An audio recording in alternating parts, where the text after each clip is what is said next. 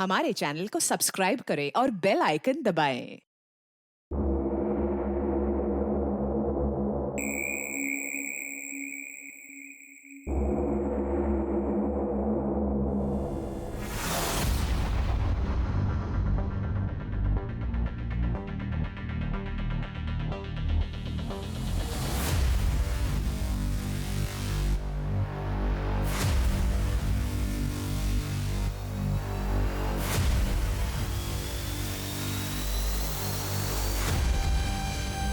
नमस्कार, मैं Divyanka Tripathi Dahiya crime petrol सतर्क विमेन अगेंस्ट क्राइम की श्रृंखला में आपका स्वागत करती हूँ। आज के इस केस में आप एक ऐसे जघन्य अपराध देखेंगे कि कैसे एक मानव शरीर के टुकड़े टुकड़े किए गए। ये लड़कियां कौन थी, क्या हुआ होगा इनके साथ कि इन्हें इतनी बर्बरता से मारा गया, इन्हें ऐसी सजा मिली। मतलब इंसान की जान की कीमत इतनी सस्ती है कि उसे कभी भी मार के कहीं भी फेंक दिया जाए। क्या देश का संविधान और कानून का खौफ इन अपराधियों के मन में खत्म हो चुका है? अब इन्हें किसी बात का डर नहीं।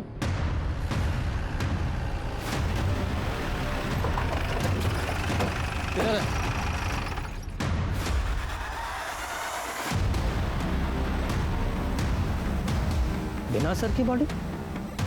स्मिता जी, चल जरा आसपास देखो, बॉडी का सर कहाँ है? जी सर।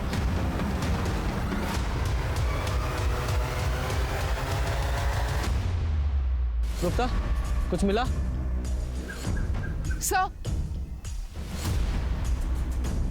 सर, जैसे आपने देखा लाश पे कपड़े नहीं थे, सिर भी गायब है।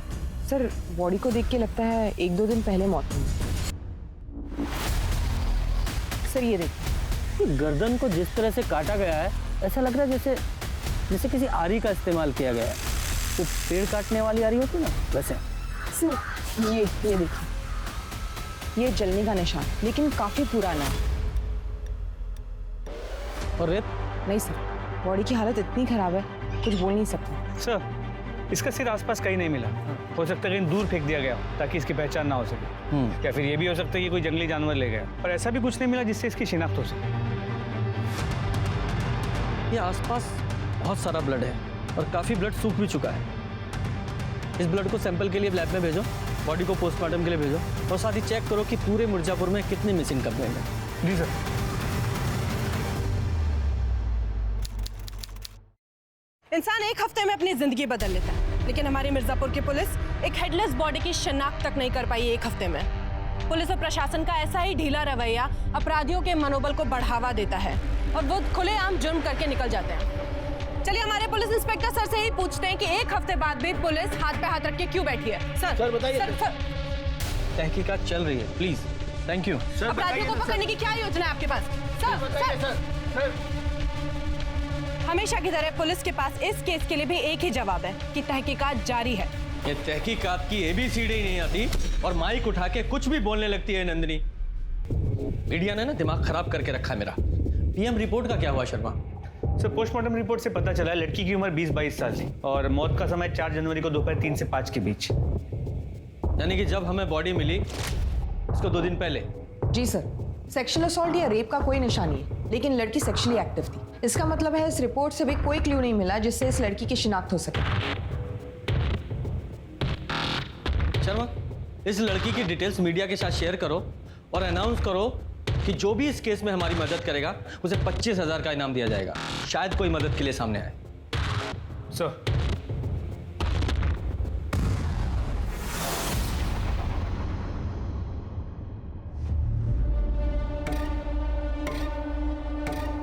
पुलिस तो कभी कुछ करती नहीं है। ये केस मिर्जापुर की छवि खराब कर रहा है। खूनी को पकड़ना पुलिस का काम है। पुलिस अपना काम कर रही है और हम तो पूरा सहयोग कर रहे हैं ना। और क्या करते सर, हैं? आपसे कोई क्लियर जवाब नहीं मिल पा रहा है। जनता आपसे सवाल नहीं पूछेगी तो किससे? सर, जनता आपसे नहीं पूछेगी तो किससे पूछ? सर,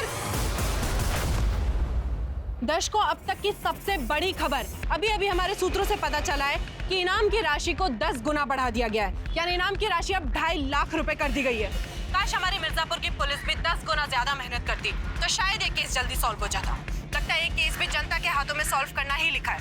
हम आपको एक बार फिर से याद दिला दें कि बॉडी के सीधे पैर पर जले का निशान है और बाएं कंधे पर तिल।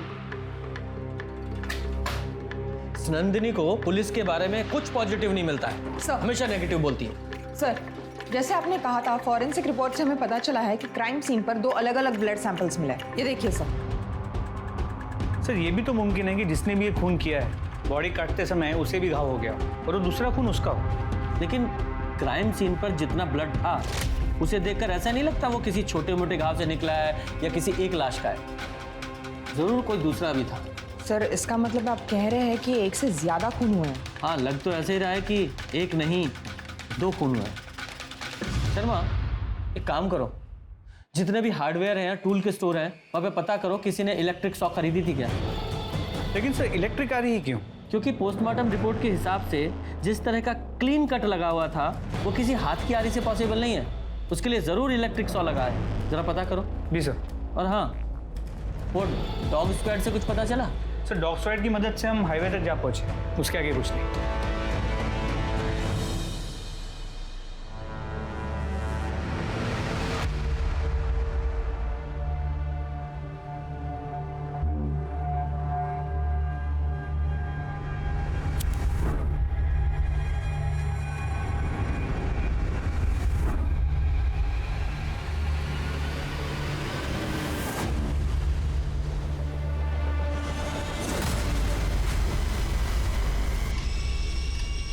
साहब, साहब, साहब हमें बड़े साहब से बात करनी है। क्या बात करनी है? वो खबरों में देखा कि एक लाश मिली है, सर कटी लाश। सर, आपसे मिलना चाहता सब वो जो खबरों में लाश दिखा रहे हो, वो हमारी बेटी की लाश है सर। बैठिए। हमें लगता कि वो हमारी बेटी मुनीरा है साहब।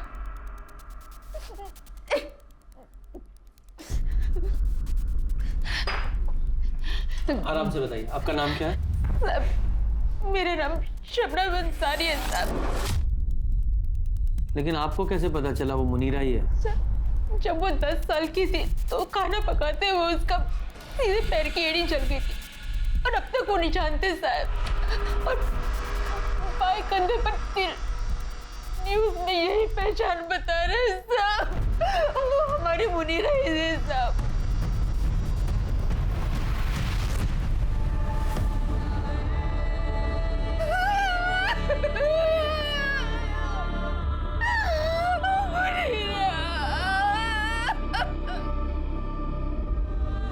साहब हम घर में मोमबत्ती और दिया बनाने का काम करते हैं साहब, और हमारी मुनीरा मिर्जापुर की दुकानों में उसे बेचा करती थी। उसी दौरान उसकी मुलाकात नवाज शेख नाम के एक आदमी से हुई और थोड़ी दिनों में दोनों को प्यार हो गया। हम इन्हें दोनों का निकाह करवाया था। कबूल है? कबूल है। लेकिन निकाह के बाद मुनीरा को पता लगा कि नवाज शेख शादीशुदा है। वो बर्दाश्त नहीं कर पाई और 3 महीने पहले वो नवाज शेख को छोड़कर वापस घर आ गई था। मुनीरा, हमारी बच्ची सब ठीक हो जाएगा, अल्लाह पे भरोसा रखो। अम्मी, हमारे साथ ही ऐसा क्यों होता है? नवाज ने हमें धोखा क्यों दिया? ऐसे मत रो बच्चा, तू तो हमारा बहादुर बच्चा है ना? अम्मी हम आपको छोड़कर कभी कहीं नहीं जाएंगे, उम्र भर आपके साथ ही रहेंगे। उसने अपने आप को संभाला साहब और फिर से मिर्जापुर की दुकानों में सामान बेचने का काम शुरू कर दिया। लेकिन 2 महीने पहले उसकी मुलाकात आलम नाम के एक शख्स से हुई और दोनों को प्यार हो गया साहब। मुनीरा, कहाँ जा रही हो तुम? अभी एक रिश्ते से निकलकर तुम संभली भी नहीं हो और तुम दूसरे रिश्ते में जा रही हो। हमें लगता है कि तुम जल्दबाजी कर रही हो। अम्मी आप भरोसा रखें, हम इस बार कोई जल्दबाजी नहीं करेंगे, सच्ची। और आलम को परखने के बाद ही हम उससे निकाह करेंगे। लेकिन किसी को परखने के लिए उसके साथ बिना निकाह किए रहना ये सही नहीं है बेटा। अम्मी हमारा दिल कहता है कि इस बार सब ठीक हो जाएगा, सब सही हो जाएगा, भरोसा रखें हम पे। लेकिन बेटा, अम्मी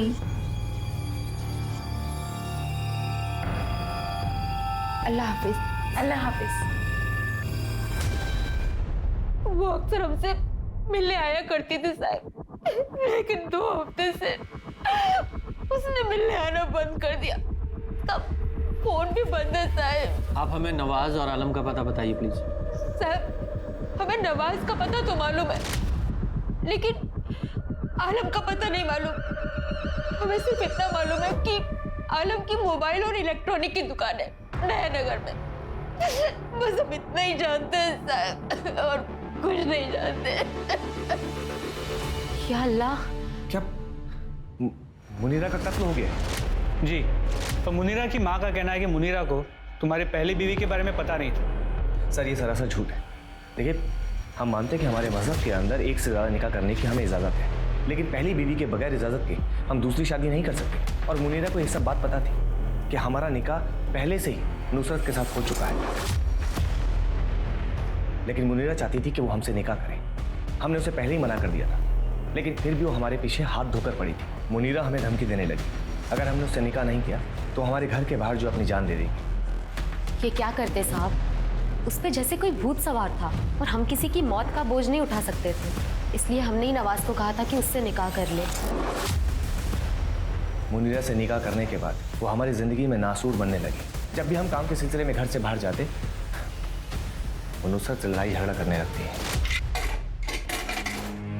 नुसरत, हमने तुम्हें मना किया है ना, जब तक हम किचन में हो तो अंदर मत आया करो। मुनीरा, हम बस पानी लेने आए थे। हाँ तो इंतजार कर सकती थी ना, जब तक हम खाना बना रहे थे। मुनीरा चाहती थी कि हम नुसरत को छोड़ दें, लेकिन हमने उसे साफ साफ इनकार कर दिया कि हम नुसरत को नहीं छोड़ सकते। उसके बाद हमारी जिंदगी बद से बदतर बनने लगी, और 3 महीने पहले अचानक मुनीरा घर छोड़कर चली गई। तो तुमने उसे ढूंढने की कोशिश नहीं की? तुम्हारी बीवी थी वो? जी सर, हमारी बीवी थी, लेकिन आपने सुना होगा ना कि तुम रूठे हम छूटे। हमें लगा कि भला टल गई, इसीलिए हमने उसे कांटेक्ट करने की कोशिश नहीं की। आलम को जानते हो? आलम? कौन आलम सर? 4 जनवरी को तुम दोनों कहा था। सर हम बदायूं गए थे अपने एक रिश्तेदार के निकाह में, और रात को लौट कर वापस आए थे। तुम्हारे सभी रिश्तेदारों की डिटेल चाहिए हमें। जी। तो जब तक ये केस सॉल्व नहीं हो जाता तुम लोग शहर छोड़ के नहीं जा सकते। जी सर।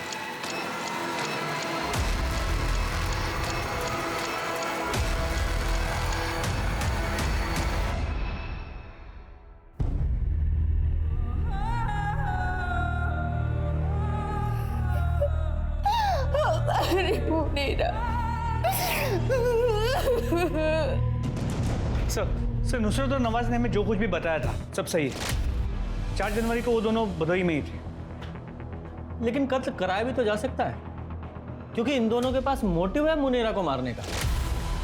और सवाल यह है कि क्राइम स्पॉट पर जो दूसरा ब्लड मिला वो किसका था।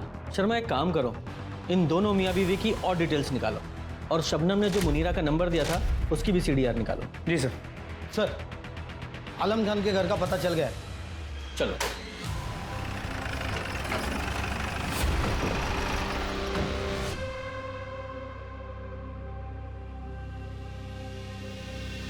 ये आलम यहीं रहता है? जी साहब, पर वो तो कई दिनों से लापता है, और उसने तो कमाल भाईजान का 2 महीने का किराया भी नहीं दिया है। कहाँ रहते हैं कमाल भाईजान? जी सर, ये पीछे रहता है। गुप्ता, चाबी लेके आओ। सर। साहब, खाना भी यहीं पर खाता है, और 1 महीने से पैसे भी नहीं दिया है। कहता है आज दूंगा कल दूंगा, ऐसे घुमा रहा है। साहब, बिरयानी खाएंगे क्या? नहीं नहीं सर, चाबी मिल गई।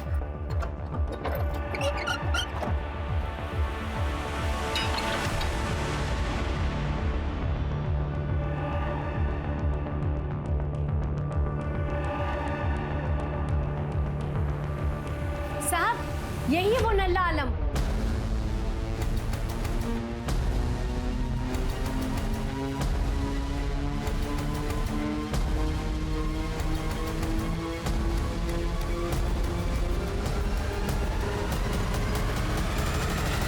सर, ये देखिए, इसमें कुछ है। बाहर निकालो।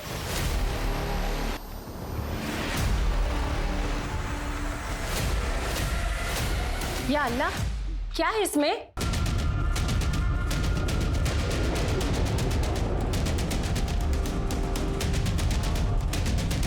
ये मुए ने क्या छुपा के रखा होगा इस पे? बाहर निकालो।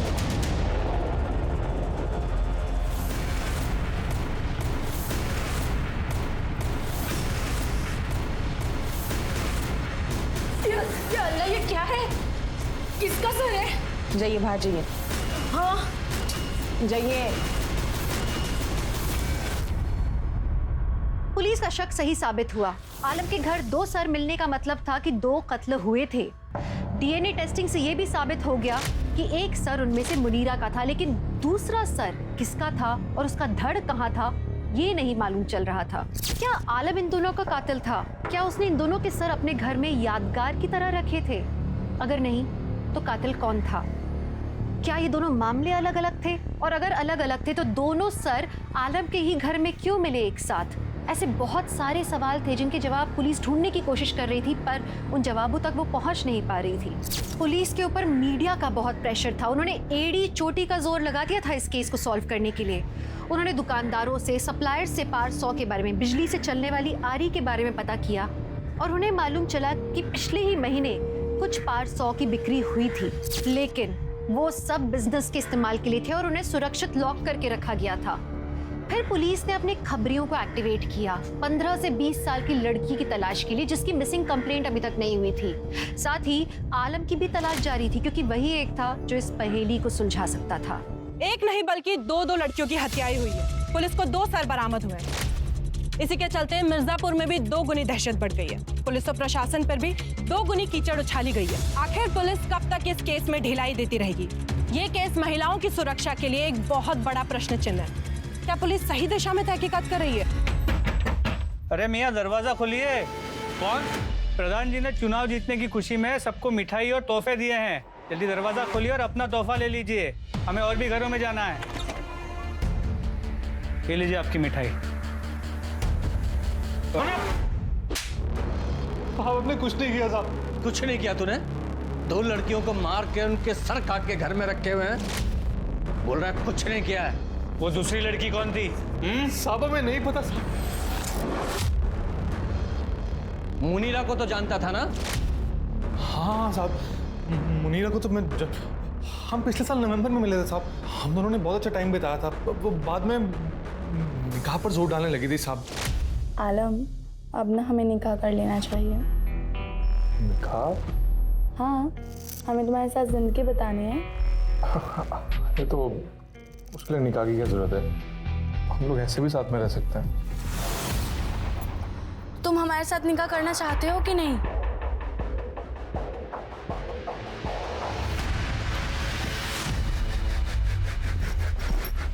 चल निकल यहाँ। पर आलम, कैसा कर सकते हो तुम हमारे साथ ऐसा? हो गया अब हमारा। पर आलम, बोला ना, दोबारा कभी शक्ल में दिखाना आपने। चल निकल। पर आलम, आलम मेरी बात सुनो। निकल। खुदा हाफिज़। हमने उसे दिसंबर में घर से बाहर निकाल दिया साहब। तो उसके बाद हम उसे कभी नहीं मिले। तो फिर छुप क्यों रहा था? साहब हम डर गए थे। हमें मालूम पड़ा था कि मुनीरा की माँ शबनम को लगता है कि वो पुलिस को जो लाश मिली है वो मुनीरा की है। हमें मालूम था कि वो हमारे ही नाम लेगी, इसलिए वहां से भाग गए हम। हजारों स्टोरी सुनी है हमने ऐसी। अम्मी कसम, हम सच कह रहे हैं। हम जब जनवरी के पहले हफ्ते में वहां पे पहुंचे तो जब हम घर लौटे तो हमने देखा घर के दरवाजे का ताला खुला था। हम सब अंदर गए तो फटाफट सब चेक किया और सब ठीक था। कसम से कुछ भी चोरी नहीं हुई थी, इसलिए हमने पुलिस में रिपोर्ट नहीं लिखवाई। हमें क्या मालूम था कि वो हमारे घर में 2 खोपड़ियां रखने के लिए घुसा था। हम सच कह रहे हैं साहब, सच कह रहे हैं। तेरे घर से 2 लड़कियों के कटे हुए सिर मिले हैं। उन दोनों के कत्ल के जुर्म में अरेस्ट किया जाता है तुझे। डालो से हवालात में। अरे साहब हम सच कह रहे हैं सब।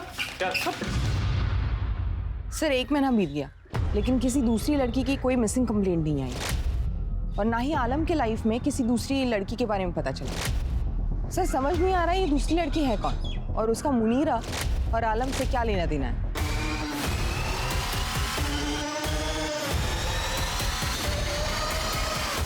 तो मुझे लगता है किसी ने जानबूझकर दोनों सिर आलम के घर में रखे थे ताकि उसे फंसा सके। हाँ, लेकिन आलम को फंसाने के लिए तो मुनीरा का सर ही काफी था।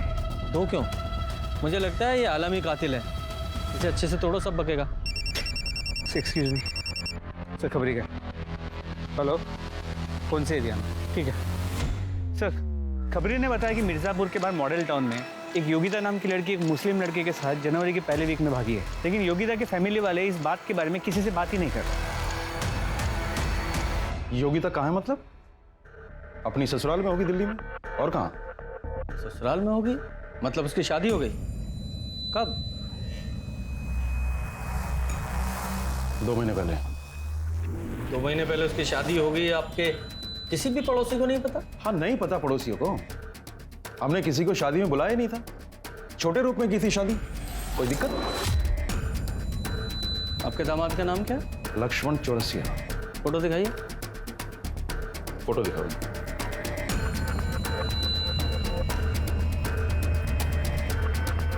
ये फोटो नहीं, शादी का फोटो दिखाइए। जमाई राजा अभी तक फोटो एल्बम भेजे नहीं है। मैडम वॉशरूम कहाँ पे? हाँ वो यहाँ पर। Sorry sir. दिल्ली का अपने दामाद जी का एड्रेस दे दीजिए, हम खुद जाके देख लेंगे। आपको नहीं लगता कि आप अपनी लिमिट्स क्रॉस कर रहे हैं? जाइए, नहीं देते आपको एड्रेस और डिटेल्स। ऐसा है, हम ना एक वकील हैं और अपने राइट्स को बहुत अच्छी तरह से जानते हैं। हमारा हक बनता है ये जानने का कि हमें पता हो कि आप लोग यहाँ पर किस लिए। हमें एक लड़की का कटा हुआ सर मिला है, उसकी आइडेंटिटी तलाश करने की कोशिश कर रहे हैं हम, ताकि उसके कातिलों को सजा दिला सकें। हमें कोई शौक नहीं है किसी की प्राइवेसी में दखल देने का। लेकिन आपको क्या, आपकी बेटी तो सही सलामत है ना दिल्ली में? हाँ?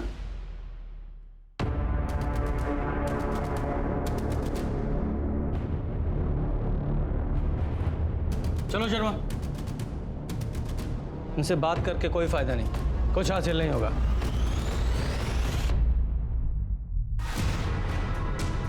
सर। Sharma very good. इसमें लगे बालों को तुरंत डीएनए टेस्ट के लिए भेजो और उनसे कहो कि इसकी रिपोर्ट जल्द से जल्द भेजें। सर।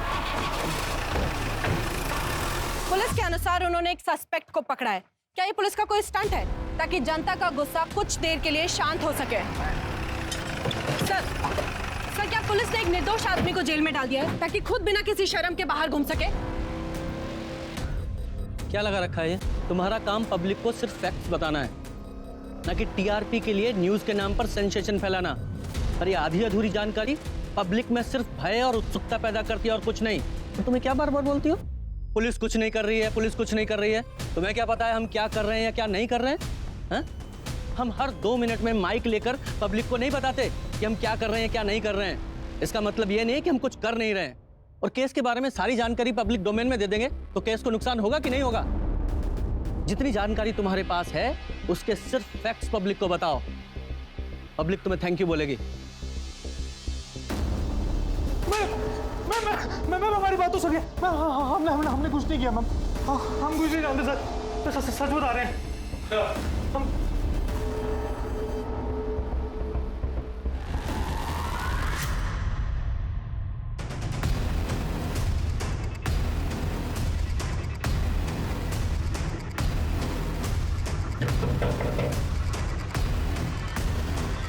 अरे आप लोग फिर आ गए? ये कंघा आप ही का है ना? तुम क्यों बोल रही हो? हम है ना यहाँ पर। ये कंघी हम आप लोगों के घर से लेकर गए थे। इस पर लगे बालों को हमने डीएनए टेस्ट के लिए भेजा और हमारे पास जो कटा हुआ सर है उसके बालों से मैच कराया। दोनों का डीएनए मैच हुआ है। आप लोगों के घर में आपके अलावा आपकी बेटी ही रहती थी। हमारे पास जो कटा हुआ सर है योगिता का है। नहीं, ऐसा नहीं हो सकता।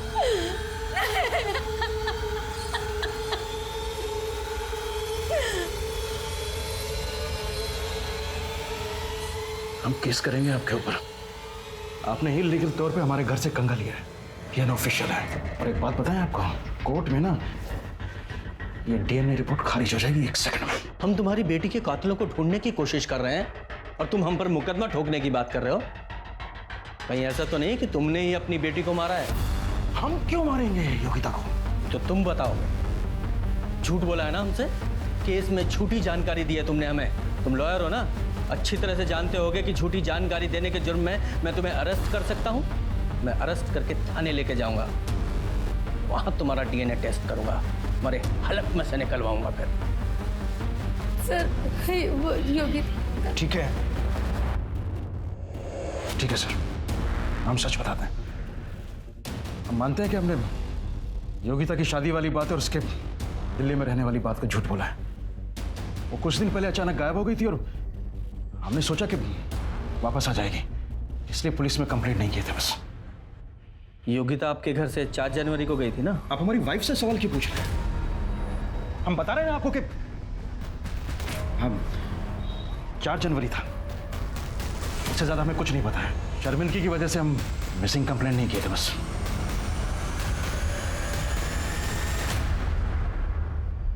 शांति बहुत अच्छी है, हम सब लोग उसे बहुत पसंद भी करते हैं और हमेशा मंदिर में भजन कीर्तन के समय हम उससे मिलते ही रहते हैं। लेकिन उसका पति धर्मपाल, हम लोग उससे दूरी बनाकर रखते हैं। क्यों? बड़ा टेढ़ा और कमीने टाइप का इंसान है धर्मपाल, और वकील तो उससे भी वाहियात है। केस के नाम पर पैसे लूटता है। ऐसे लोगों की वजह से लोग डरते हैं वकीलों से। और मैडम वो 3 नंबर गली वाली भावना, वो बता रही थी कि शायद योगिता का चक्कर किसी दूसरे धर्म वाले लड़के के साथ था, और जब ये बात धर्मपाल को पता चली तब तो उसने घर पर बहुत ज्यादा बवाल खड़ा कर दिया था। इस धर्मपाल को अपनी बेटी योगिता के अफेयर के बारे में पता था, लेकिन ये बात इसने हमें नहीं बताई। पर आगे भी हम उससे मदद की कोई उम्मीद नहीं रख सकते। लेकिन मुझे पता है कौन हमारी मदद कर सकता है।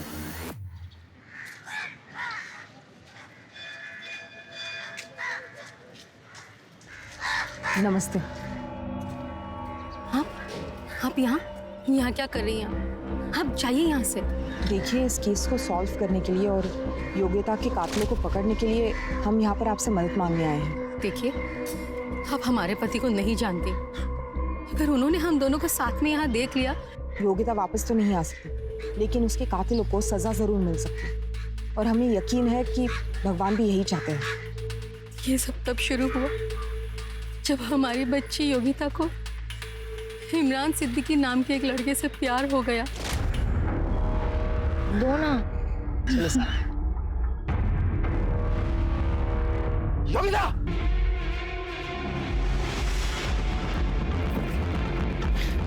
अंकल, बस पकड़ से। खड़ी हो। पापा, पापा एक बार सुनिए तो सही। पापा,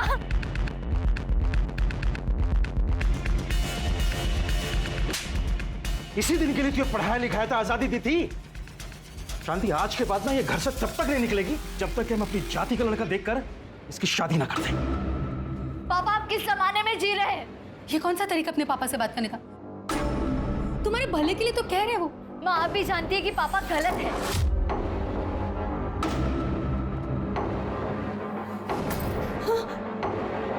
अगर दोबारा आपने हम पे हाथ उठाने की कोशिश की तो हम पुलिस कंप्लेंट कर देंगे।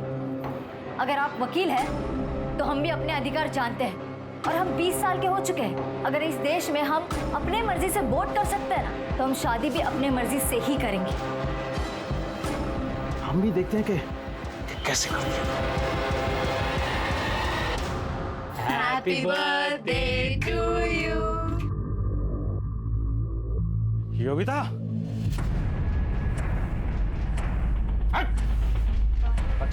पापा आप सुनिए तो सही। मैं बस। अरे भाई साहब, अरे मेरी बात तो सुनिए। पापा बट भाई साहब, देखिए, हमें कोई झगड़ा नहीं चाहिए। हम बड़े ही शांत प्रिय आदमी हैं, लेकिन तब तक जब तक हमारी बातें मानी जा रही है। धर्मपाल जी की बेटी से दूर रहिए, वरना दोस्ती महंगी पड़ सकती है। अभी मुझे और योगिता को एक होने से कोई नहीं रोक सकता। सर, क्या मतलब है इस नोटिस का? और हमारी शॉप कोई गैर कानूनी नहीं है? हाँ, गैर कानूनी तरीके से अवैध रूप से हथियाई गई जमीन पर बनाई गई है दुकान। हम प्रूव कर सकते हैं कि हमारी ये दुकान और ये जमीन गैर कानूनी नहीं है। ठीक है, तुम्हारे पास 1 महीने का समय है, आप सबूत दीजिए। लेकिन हाँ, तब तक ये शॉप सील रहेगी। चलिए चलिए भाई। सर, हमारे कारोबार का। चलिए भाई, सील करिए। ये तालाब एक ही चाबी से खुल सकता है। योगिता को भूल जाओ। हमारे पति ने हमारी बच्ची की जिंदगी को बर्बाद कर दिया था, इस हद तक कि इमरान की भाभी सादिया तक योगिता के खिलाफ हो गई। उसने तो इमरान से कहा कि वो योगिता के पापा ने हमारी दुकान बंद करवा दी, हमें इतना परेशान किया, और तुम अभी भी इसी के बारे में सोच रहे हो। वो अब इस घर में नहीं आएगी। पर इमरान और उसका बड़ा भाई अजहर दोनों पीछे नहीं हटे। इमरान हमारी बच्ची से बहुत प्यार करता था, फिर दोनों ने एक बार यहाँ से भाग जाने का ठाना।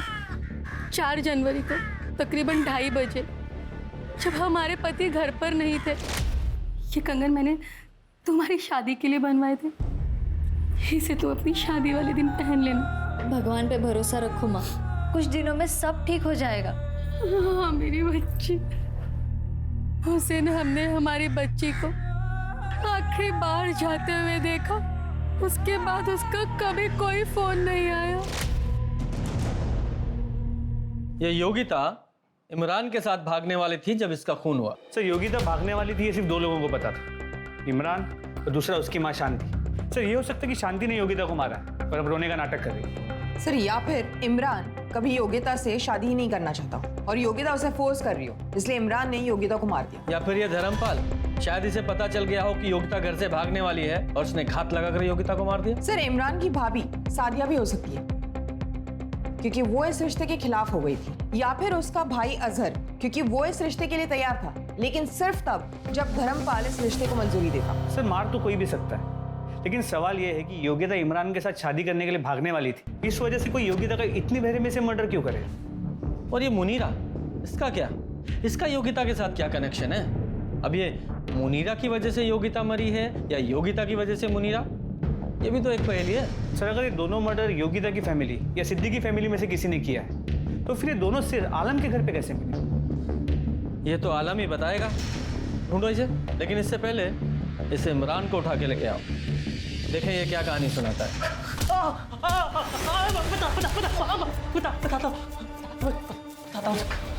बोल। हाँ, हम 4 तारीख को मिलने वाले थे, भागने वाले थे।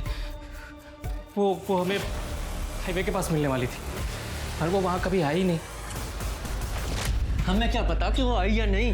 तेरे दिमाग में कुछ अलग खिचड़ी पक रही हो। तूने उसे वापस जाने के लिए कहा, वो नहीं गई, तुम मार दिया उसे, क्योंकि आखिरी कॉल योगिता ने तुझे किया था। सर ये आप क्या कह रहे हैं?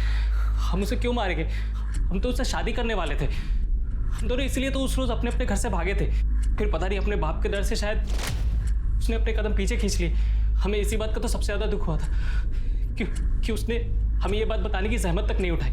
उस रोज इंतजार करते हुए हमने उसे बहुत से कॉल और मैसेजेस किए, पर उसने एक भी कॉल का रिप्लाई नहीं दिया सर। फिर जैसे तैसे हमने अपने आप को संभाला और अपनी जिंदगी में आगे बढ़ने की कोशिश करने लगे। हमने कभी सपने में भी नहीं सोचा था कि उसका मर्डर हो गया। सर जिस किसी ने भी उसका मर्डर किया ना, अगर वो इंसान हमें मिल गया तो हम उसको जिंदा नहीं छोड़े, उसके टुकड़े टुकड़े करके हम उसे कुत्तों को खिला देंगे। हर योगिता ने हमें धोखा नहीं दिया था। इमरान का इस तरह आवेश में आकर बोला हुआ हर शब्द 2 तरफ इशारे कर रहा था। एक ये कि या तो वो सच बोल रहा था या फिर वो बहुत अच्छा एक्टर था, लेकिन किसी भी सूरत में पुलिस का शक उस पर बना हुआ था। पुलिस ये समझने की कोशिश कर रही थी कि क्या हुआ था और क्यों हुआ था। एक बात तो तय थी कि योगिता और मुनीरा की मौत एक ही जगह पर हुई थी। दोनों के सर को धड़ से अलग कर देना, मुनीरा की लाश वहीं छोड़ के योगिता की लाश ले जाना और दोनों के सर का आलम के घर में मिलना, बहुत पेचीदा था ये सब समझना। तो क्या आलम ने दोनों की हत्या की थी? और अगर नहीं की थी तो किसने की थी? और क्या वो इंसान इन दोनों लड़कियों को जानता था? पुलिस को अभी तक इन दोनों के बीच में कोई कनेक्शन नहीं नजर आ रहा था। एक बात तो तय थी कि इन दोनों की मौत के पीछे किसी सनकी का हाथ था, लेकिन ये समझ नहीं आ रहा था कि उन दोनों लड़कियों को जिनके बीच में कोई संबंध नहीं था, मारने के लिए उन्हें क्यों चुना गया। पुलिस यही सब सुलझाने में लगी थी, तभी एक सुराग उनके हाथ लगा जो शायद इस केस को सुलझा सकता था। सर ये इंदु जोशी, योगिता की बचपन की सहेली। सर ये आपको कुछ बताना चाहती है। बैठो बेटा। हाँ बोलो। सर योगिता को धमकी मिली थी। सुन लड़की, अपने ही धर्म में रह, समझी? दूसरे धर्म को भूल जा। वरना हम भूल जाएंगे तुम हमारे धर्म की लड़की हो, समझे? योगिता बहुत घबरा गई थी सर, लेकिन फिर उसने अपने आप को संभाला और वही करने की सोची जो वो करना चाहती थी। अच्छा, तुम तो योगिता को बचपन से जानती हो, उसकी बेस्ट फ्रेंड हो, तुम्हें क्या लगता है किसने किया होगा उसके साथ ये? धर्मपाल अंकल।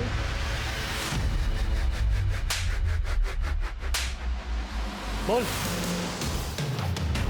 बोल बोल। जितना मारना है ना मार लो, लेकिन मैंने कुछ नहीं किया। योगिता के बहाने में उस लड़के का भूत उतारना चाहता था, इसलिए उन्हें भेजा था उसे धमकाने के लिए। और जब वो नहीं डरी तो उसे मरवा दिया। नहीं, मैं अपनी बेटी को कभी नहीं मार सकता।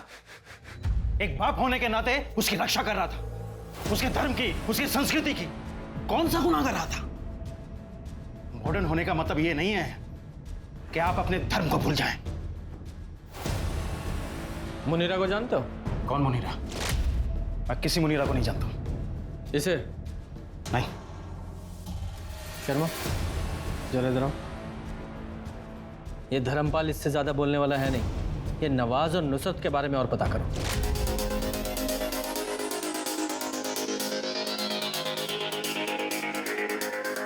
नवाज और नुसरत की जोड़ी तो बड़ी कमाल की है, माशाअल्लाह। अच्छा हुआ दोनों फिर से साथ में आ गए। मतलब जब नवाज ने मुनीरा से शादी की थी तो नुसरत उसे छोड़ चुकी थी। जी सर, और सर ये भी पता चला है कि नुसरत उसी दिन घर छोड़ के गई थी जिस दिन नवाज ने मुनीरा से शादी की थी। तो नुसरत के रजामंदी का और मुनीरा का घर पे रह के झगड़े करने का तो सवाल ही पैदा नहीं होता, क्योंकि नुसरत कभी घर पे थी ही नहीं। और सर मुनीरा के घर से निकल जाने के बाद नुसरत घर वापस आई। लोगों का ये भी कहना है कि नुसरत के भाई जफर का नवाज पे काफी प्रेशर है, और इस जफर का रिकॉर्ड भी कुछ अच्छा नहीं है सर। सर हम मानते हैं कि हमने आपसे झूठ कहा। अगर आपसे झूठ नहीं कहते तो मुनीरा के कत्ल में आप हमें जिम्मेदार समझते हैं। ये भी तो हो सकता है कि ये सब कुछ तुमने जफर के दबाव में आगे किया है। दबाव? कैसा दबाव सर? हम तो उससे कोई वास्ता ही नहीं रखते। तुम्हारी, नुसरत की और मुनीरा की पूरी कहानी हमें पता है। अब सब कुछ सच सच बता दो। सर वो मुनीरा को हमारे और नुसरत के निकाह के बारे में नहीं पता था। तो तुमने उसे बताना जरूरी भी नहीं समझा, क्यों? सर वो बहुत सुंदर थी, हम उससे निकाह करना चाहते, लेकिन निकाह के कुछ दिनों बाद ही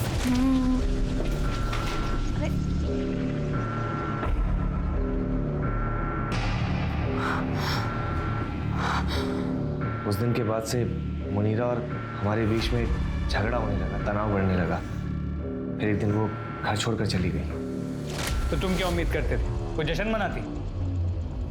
और जफर अहमद, उसका इस सब में क्या रोल? देखिए साहब, हमने आपको पहले ही बता दिया, जफर भाई से हमारा कोई वास्ता नहीं है। उनके कारनामों की वजह से हमारा परिवार उनसे बात करना तो दूर, उनकी शक्ल तक देखना पसंद नहीं करते हैं। क्या जनाब, लोग तो कुछ भी कहते रहते हैं। अरे नुसरत तुमसे कोई वास्ता ही नहीं रखती थी तो वो क्या बोलेगी? चलिए मान लीजिए ऐसा होता भी, तो आपको क्या लगता हम जीजू का निकाह ही क्यों होने देते मुनीरा से? ठीक है, जाओ। सलाम सर। सर आपने इसे जाने क्यों दी? ये इतनी आसानी से बोलने वाला नहीं था। नजर रखो इस पे, जरूर कोई लीड मिलेगी। सर आपके लिए चाय। गुप्ता, मैंने चाय मंगाई? नहीं। तो लेके जाओ।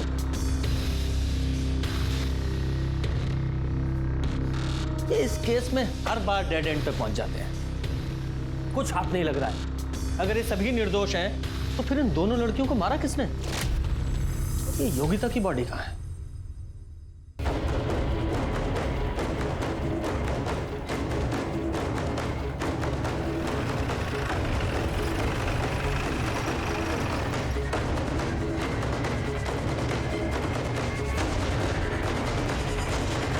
शर्मा, बॉडी निकालने के लिए किसी को बुलाओ।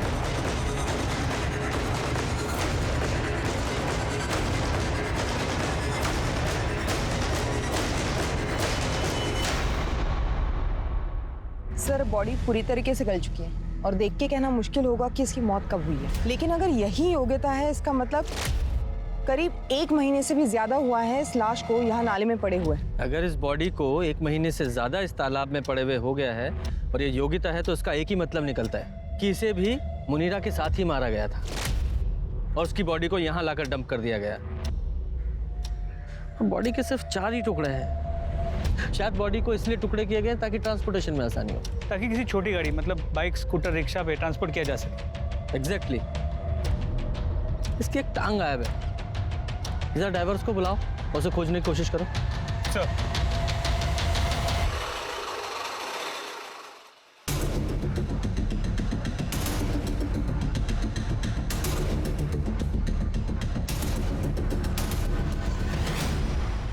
जैसा पुलिस को शक था वैसे ही हुआ। आलम खान के घर मिला दूसरा सर योगिता का ही था। डीएनए रिपोर्ट में तो ये पता लग ही गया था, साथ ही पोस्टमार्टम रिपोर्ट में ये पता चला कि मुनीरा की तरह ही योगिता को भी मारा गया था। दोनों के साथ सेक्सुअल असॉल्ट नहीं हुआ था, लेकिन दोनों की मौत में एक अंतर था। वो ये कि योगिता के शरीर को 4 टुकड़ों में काटा गया था पावर सॉ यानी बिजली से चलने वाली आरी से। पुलिस से पता लगाने की कोशिश कर रही थी कि शहर में किस किस के पास ऐसी पावर सॉ है, लेकिन इसी बीच एक ऐसा क्लू मिला जिससे इस केस को एक नया मोड़ मिल गया। सर, डीएनए रिपोर्ट से कंफर्म हुआ है कि जो तालाब में बॉडी मिली थी वो योगिता की है। ओके शर्मा, ये देखो, ये नुसरत अपने भाई जफर से मुनीरा के कत्ल से सिर्फ 2 दिन पहले ही मिली थी। मतलब ये नुसरत, जफर और नवाज सबके साथ झूठ बोल रहे हैं। एग्जैक्टली। लेकिन ये फोटो जिस ईमेल आईडी से आई है उसका नाम है कड़वा सच। मैंने पूजा को बोला है साइबर सेल से जरा डिटेल निकाले इस आईडी की। अच्छा, लगता है कोई गुमनाम रह के हमारी मदद करने की कोशिश कर रहा है। हाँ, पर इसका मतलब ये भी तो है कि जिसने फोटो भेजी है उसे पता है कि जफर, नवाज और नुसरत हमें क्या बताया है। हमने आपको पहले ही बता दिया, जफर भाई से हमारा कोई वास्ता नहीं है। हम जीजू का निकाह ही क्यों होने देते मुनीरा से? अब ये बातें हमने पब्लिक डोमेन में तो रखी नहीं है। एक काम करते हैं, इन तीनों से पूछताछ करने से पहले जिसने ये फोटो भेजी है उससे पूछताछ करते हैं। सर आपको यकीन नहीं होगा ये फोटो हमें किसने भेजी है। किसने? तो ये हृदय परिवर्तन कैसे हो गया? सर, हमने आपकी मदद करने के लिए वो फोटो भेजी और आप हम पे ही शक कर रहे हैं। हाँ, कर रहे हैं शक। उसका रीजन है, आपने जिस जफर का हमें फोटो भेजा है हमें पता है कि तुम उसके रेगुलर कांटेक्ट में थी। ये लो, आपके सारे कॉल रिकॉर्ड्स, साफ पता चल रहा है उसके रेगुलर टच में हो तुम। बोलिए, क्या माजरा है? सर, कुछ समय पहले जब हम अंडरवर्ल्ड की स्टोरी और रफीक गैंग के मर्डर की स्टोरी कवर कर रहे थे, तब हम जफर से मिले थे और हमें एक दूसरे से प्यार हो गया। हम एक दूसरे के बहुत करीब आ गए थे। लेकिन कुछ टाइम पहले जब हमने उसे एक लड़की के साथ रंगे हाथों पकड़ लिया, तब हमें उससे बदला लेना था। जफर ने हमें बताया कि उसकी बहन नुसरत ने उससे सारे कॉन्टैक्ट ख़त्म कर लिए, लेकिन जब हमने उसे नुसरत से मिलते देखा तो उसका फ़ोटो क्लिक कर लिया, वही फ़ोटो आपको भेज दिया ताकि तुम्हारा बदला पूरा हो सके। सर, हमें हमारा बदला चाहिए और आपको सबूत।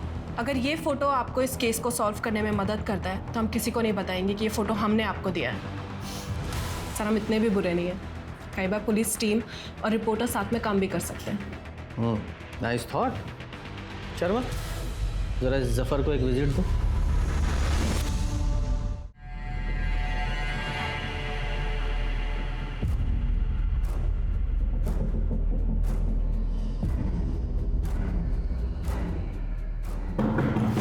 कौन है भाई? जफर भाई, आपके लिए पार्सल आया है। किसने भेजा है? देख लो। घर का एक कोना चेक करो।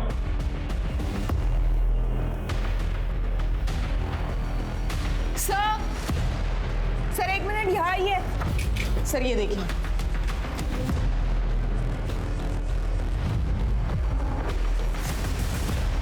सर ये देखिए सर।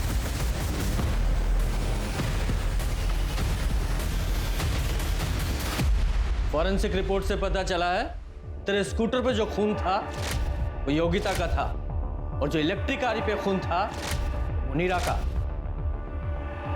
अब तू सीधे सीधे बताएगा कि तेरे हलक में हाथ डाल के उगलवाऊं। बोल। बताता हूँ सर। आलम ने जब मुनीरा को छोड़ा उसके बाद मुनीरा ने नवाज को कांटेक्ट किया था। नवाज आप हमें माफ़ कर दीजिए, हमसे बहुत बड़ा गुनाह हो गया, हम जानते हैं, पर अभी भी हमारा तलाक नहीं हुआ है। आप अभी भी हमारे शौहर हैं। साफ साफ कहिए कि आपका आलम से दिल भर गया है। अब हमारे पास क्या लेने आई आप? जाइए अपनी अम्मी के पास चले जाइए। पर आप मेरे पास, हम इस घर से आप कहीं नहीं जाने वाले। ये हमारे शौहर हैं, इसलिए अपनी ये मनुष्य शक्ल दोबारा कभी मत दिखाना। हम कहाँ जाएंगे? आप अपने घर में हमें पनाह दे दीजिए, हम आप दोनों की खिदमत करेंगे। नवाज ने कहा है वो मुझे दोबारा कभी नहीं छोड़ेगा, लेकिन है तो मर्द साथ, क्या भरोसा। अगर वो मुनीरा को वापस ले आए तो हमारा क्या होगा? कुछ करो भाईजान। तुम समझ नहीं रहे हो जफर, हम मुनीरा और आलम को सबक सिखाना चाहते हैं। मुनीरा हमें छोड़कर गई थी ना, और आलम, उसे इस बात का एहसास नहीं हुआ कि वो नवाज की बीवी पे हाथ डाल रहा है। देखो हमारा ख्याल रखो और जिंदगी भर हम तुम्हारा ख्याल रखें। नवाज ने पीसीओ से फ़ोन करके मुनीरा को एक सुनसान जगह बुलाया था, पर जब मुनीरा वहाँ आई तो मैं वहाँ पे पहले से इंतज़ार कर रहा था उसका। नवाज,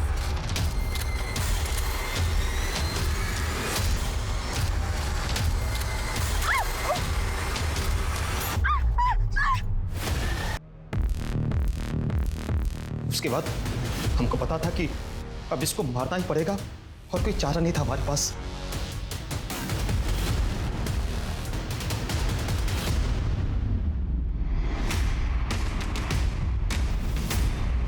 उनको मारने के बाद उनके कपड़े उतारे और उनके सर कलम कर दिया ताकि कोई पहचान ना पाए। मुनीरा की लाश को वहीं छोड़ दिया, योगिता के लाश के टुकड़े करके ताकि ले जाने में आसानी हो तालाब में फेंक दिया। फिर दोनों के कपड़े और बैग जला के राख गटर में बहा दिया। उन दोनों के सर प्लास्टिक में रख के आलम के घर रख दिया।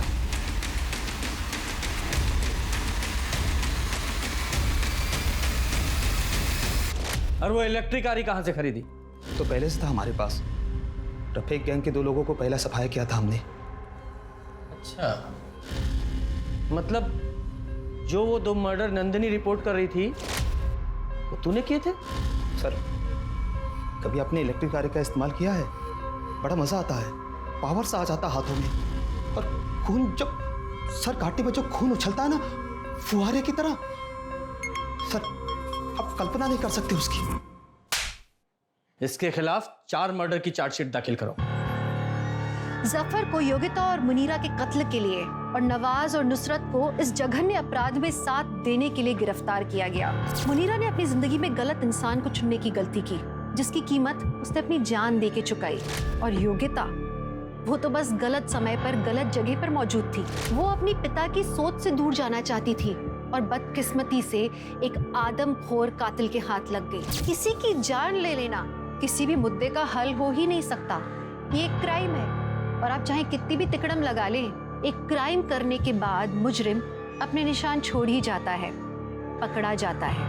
आप अपने परिवार को प्यार से संजो के रखें। इसी आशा के साथ मैं दिव्यांका त्रिपाठी दहिया अब लेती हूँ आपसे विदा।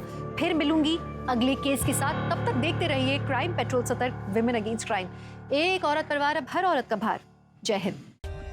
For more updates, subscribe to our channel, click the show links and enjoy watching the videos.